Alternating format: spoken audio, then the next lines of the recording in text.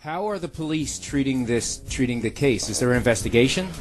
Dude, it was fucking CSI at my house 2 days ago. There was 5 undercover police cars here, and there was 5 state troopers here. It was fucking CSI, like with caution tape and shit. They had a search warrant for my house. They took the tapes from. They took all the digital tapes from the kitchen, and I'm trying to tell them there is no footage because the footage doesn't exist because it never happened. And they were like, "Well, you need to prove that." I'm like, "How am I going to prove if footage doesn't exist? Like, how do you prove the burden of proof? No. The burden of proof is not on you. The burden of proof, number one, is on the state. Okay, that's the first thing. The second thing is the state could pick it up, right? No, the state has to prove that it happened. Okay. I mean that's the way. Number two, you know what's kind of upsetting about this is I don't know if you guys have known people involved in rape cases, but normally normal people.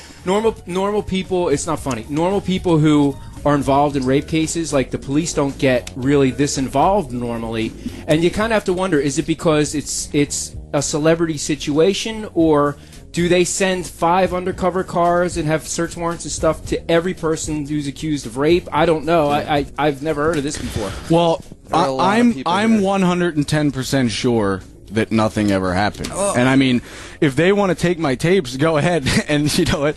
They did take a tape that says Budapest on it, which I don't know why they'd want to look at a tape that says Budapest, because if that's in Hungary and Europe, there's no reason to look at it. But if they do look at it, it's a porno of me humping my ex-girlfriend. and me probably shitting upside down.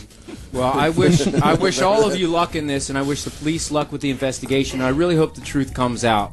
I'm sure. Well, it takes 45 days for the rape kit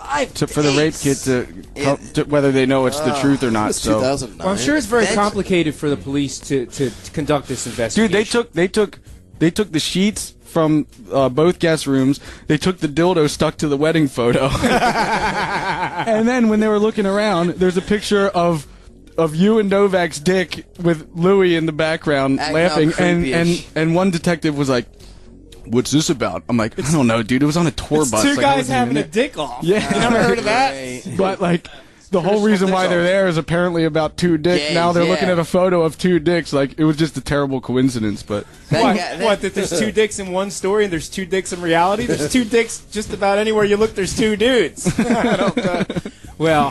Well, good luck with this, guys. This seems awfully complex, and I mean, maybe he's not on drugs. Maybe he's coming off of drugs, because when you went to rehab, you were coming off of taking 10 to 20 Xanax every day, and you started feeding a flying pig. Let me tell you how bad I got this last time. I had to go to Shepherd Pratt. I swore to God that you and Tim Glom, of all people who you haven't even spoken to for years, whenever I'm filming, I fucking destroy everything, people's houses, and don't really care about it. And for some reason, I was fine for a week, and then the second week I started hearing things, seeing things. That's how long the withdrawal took?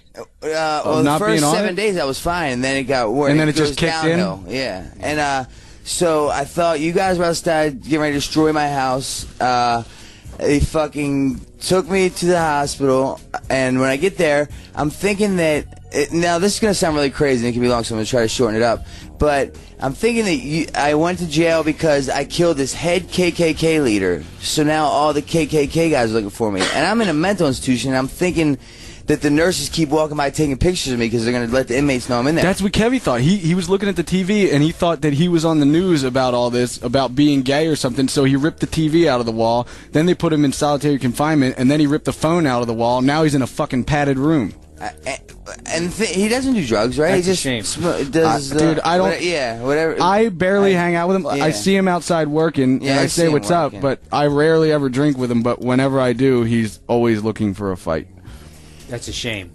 That's this whole thing. Didn't you work at a prison?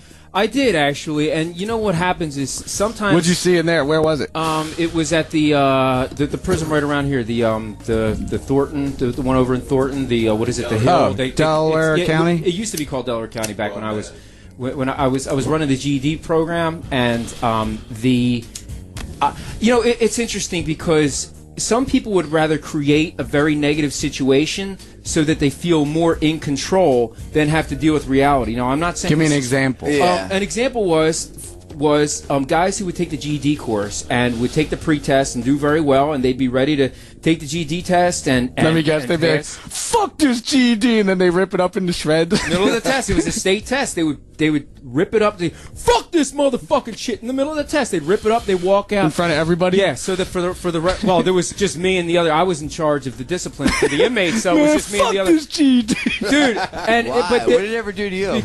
because they would rather fail the test and not take it, and for the rest of their lives they would say, if they fuck pass, that shit. think about it. If they do good on the GED, now there's more responsibilities. Now they could go get a good job, and it creates more responsibilities. Yeah, they're not if they ready to rip it deal up with into that. shreds, then they don't. They already failed it, and they don't have Yeah. to deal with anything. And for the rest of their life, they say, criminal- you know what? yeah. I could have had that shit. Fuck that shit, man. I don't need Who the that. fuck needs it? Yeah. And, you know, they Criminals rather... don't like responsibility. Yeah. Just picture a room filled with people. They're all quiet, taking their GED. Man, fuck this GED.